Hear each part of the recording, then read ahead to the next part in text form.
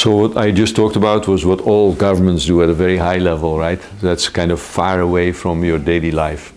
But in your daily life, there are so many things you can do. From turning off the lights in rooms that you don't use, or just using fewer resources, right? And one of those things that are very much in your daily life is the use of plastic. So in addition to climate change, we also work on pollution. And Korea will actually host a very important meeting on negotiating a new plastic treaty. And of course, plastic is everywhere in our lives. And Korea, when I came here the first time, I was amazed. Koreans love pretty packaging. One layer of plastic, another layer of plastic in a plastic bag.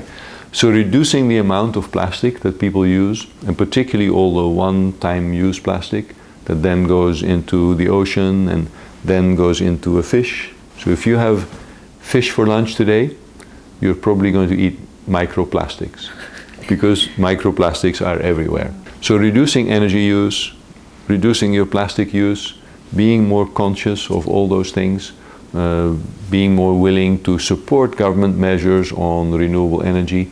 There are many, many things that everybody can do in their daily life. Maybe even choosing in the next elections a party that has an important priority for environment and climate, right? Because most parties don't show environment and climate in their programs because they think that voters are not interested. So if voters become more interested in the topics, I'm convinced governments will also pay more attention. Okay. I work here because I wake up pretty much every morning excited to come to work because I feel really positive about the contribution that we are able to make. I've been working in this field my whole career, mostly as a researcher, writing reports, publishing results. GGGI works very directly with governments, and yes, we do studies, but most importantly, governments want to see that money is actually flowing to those projects. Often when we make recommendations, they say, oh, but it's so expensive to go green. And then we say, no, actually, if you prepare the projects, the investments really well, there is money. And we have been able in the last 7-8 years now to help mobilize about $10 billion, which is a lot of money. Not enough to fight the climate crisis, but enough to show to our member governments, look, actually, if you have good projects, money will come. That's what excites me. That's what makes me enthusiastic to come to work. Well, we are very excited to see young people like yourself with an interest in climate and environment and in international development. So we try to open our doors as wide as we can. We always have a lot of interns. I think at the max, in the peak time of the year, we have as many as like 60 interns in GGGI. We also have created new positions that are called junior professional officers.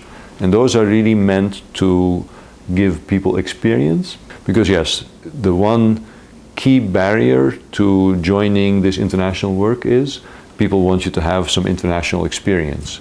So how do you get that, right? That's not so easy. So that is why internships or starting positions, the Korean government is also quite good at that. They have a KMCO program, which gives young people a chance to start in this field.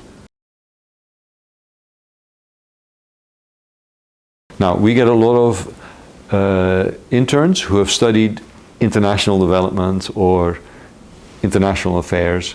So my one advice is, we don't have very many jobs for people that have such a general education. Most of our jobs are on renewable energy or on something more specific, right? So for people who have done their first degree, their bachelor's in international development, because they're very interested in that, my advice usually is try and figure out what you're really interested in and then choose your master's in a specific subject where the jobs are. I love it in Korea. I think it is beautiful. We have a beautiful office here with a great view. But yeah, I've been always amazed by how dynamic Seoul is. I love Korean food like everybody else. My children know more about K-pop and all that than I do. But no, I think Korea is a great place to live. And I find that Korean people are very welcoming, very friendly. You know, in the beginning, I thought people were a bit reserved, but I think actually they're mostly just a bit shy, maybe, to speak English. So when I meet people, even in shops or restaurants for a few times, then when you see them the second or the third time, we get a big smile. So yeah, I find people very friendly, and it's a pleasure to live here. For me personally, at work or in my private life, well, obviously, like everybody else, I have a family, and probably most important for me, like everybody else, is to see my wife and children happy and to see them develop well.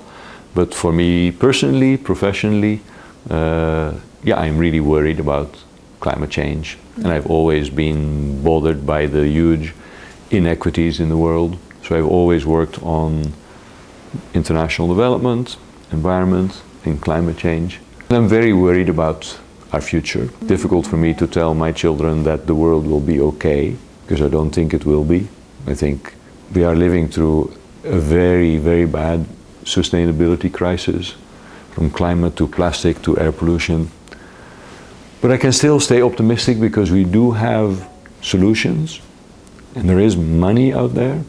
So we all need to work together, as our chair, Mr. Van, likes to say, and work for a better future.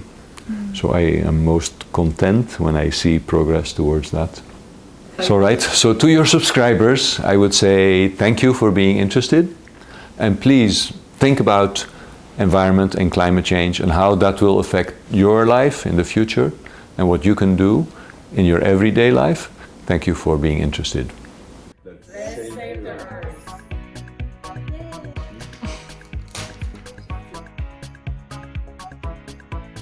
So shall I tell you a little secret then? It's also my birthday today. Oh! Thank you. Very pretty.